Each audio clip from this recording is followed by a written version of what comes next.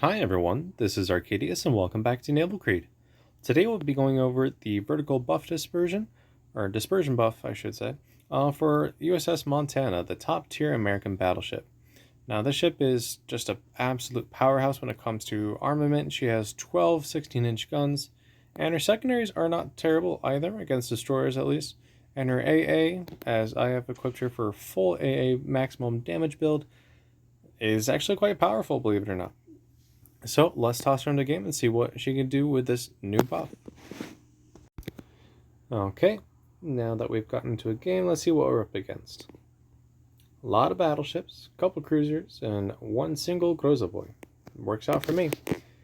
Let's see if we have the open map that I really like. Not really, but we can still use it.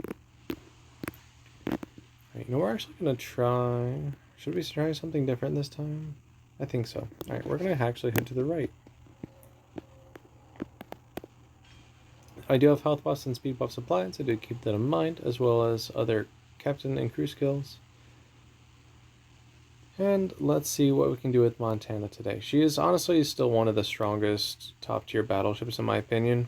That doesn't mean she is the strongest. Each top tier battleship has their own specialty when it comes to having advantages.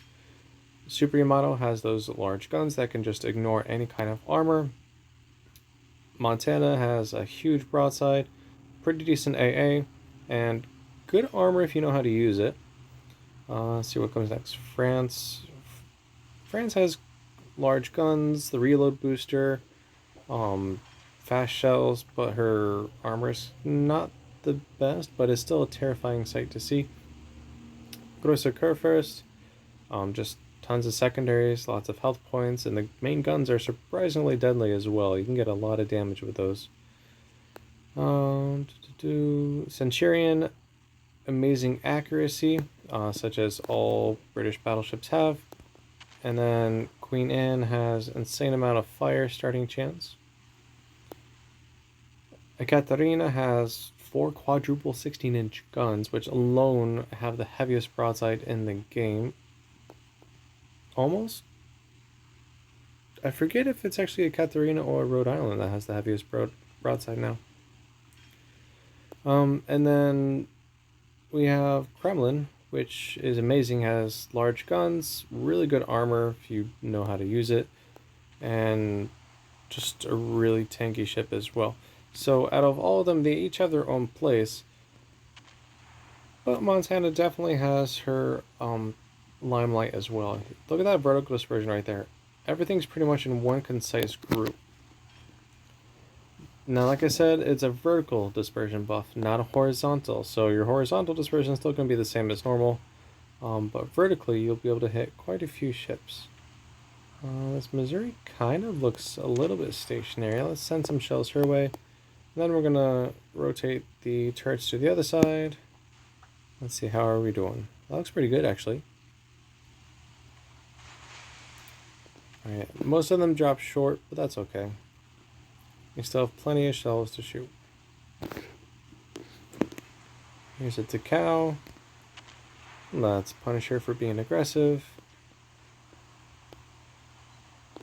Yep, there we go, 23.7k.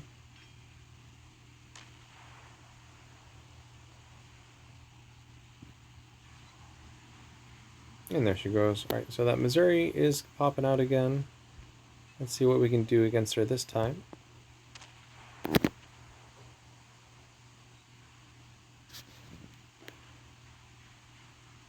We're going to slow down a bit too.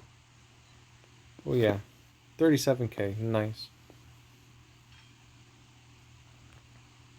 Any other takers? This Fargo is pretty broadside as well.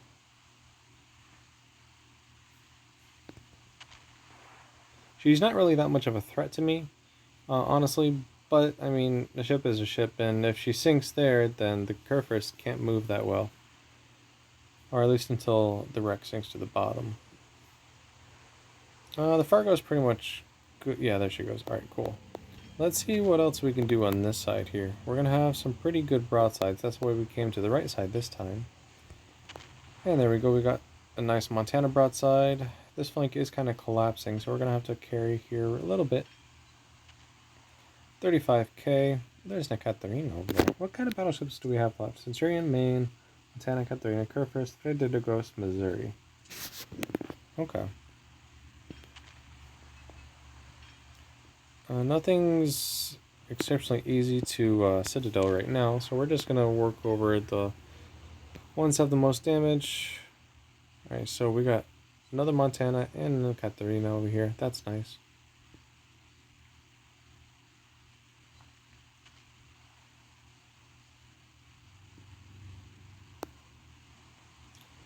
We're going to try and finish up this Montana as well.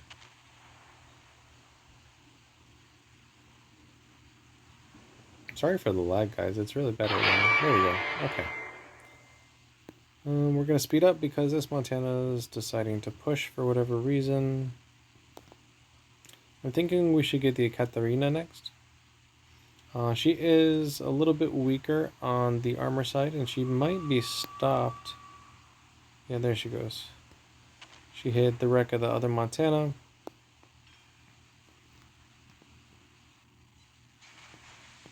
No Citadel, surprisingly. And we only hit with 3/4 of our shots, too. It's okay, our guns are going to reload here any minute now. And we're going to try again.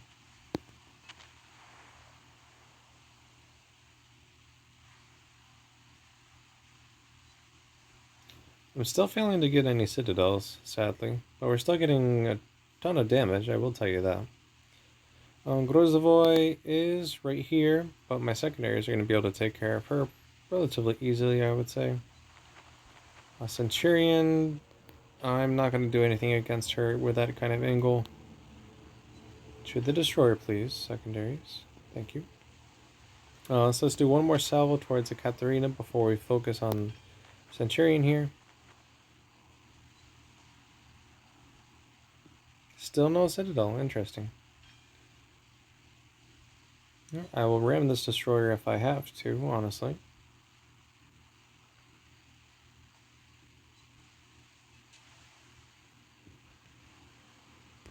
Let's see if we can get any Citadels point blank.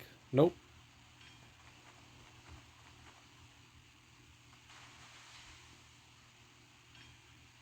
Alright, we still got the rear turrets though. Let's try that. Wow, I'm getting like no damage with Montana today. Alright, let's try the old Citadel trick. Nope. Even blocked? Straight up blocked here? Normally Montana's a lot better than this. I don't really know why she's not liking me today. Missouri didn't like me last game either. There we go. Finally.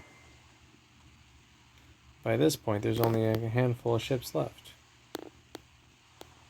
Nope, try the other one. There we go. Gonna finish up this curve first. She is healing. There she goes. And then Katerina, can we finally get a Citadel less than 5 km away? Nope. We can get a fire though with our secondaries. And there she goes. Alright, well, our shells were hitting the target, just not where I really needed them to hit. But we still did a ton of damage, I'm sure, because of the number of battleships.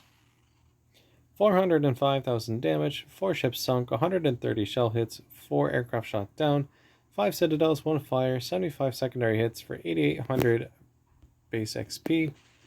396,000 damage was in armor-piercing shells. Fire did 800 and change, and secondary battery actually did about 8,000 damage. Primarily on that Grozovoy, I'm pretty sure, and occasionally the good hit on the cruisers. With that, it does kind of show you what the American battleships from North Carolina onwards are in terms of their accuracy now. They can at least hit targets relatively easy. That wasn't really a problem with Iowa and above, but Massachusetts and North Carolina really did benefit from this accuracy update. The other ones, I mean, it's not a bad thing to be more accurate, but there we go, we have it. At this point, I will conclude the video. If you like the video, make sure you like and subscribe. And next time we're going to be going over Legion. However, this time she has a twist because she now has radar and is the only radar DD in the game currently at this time.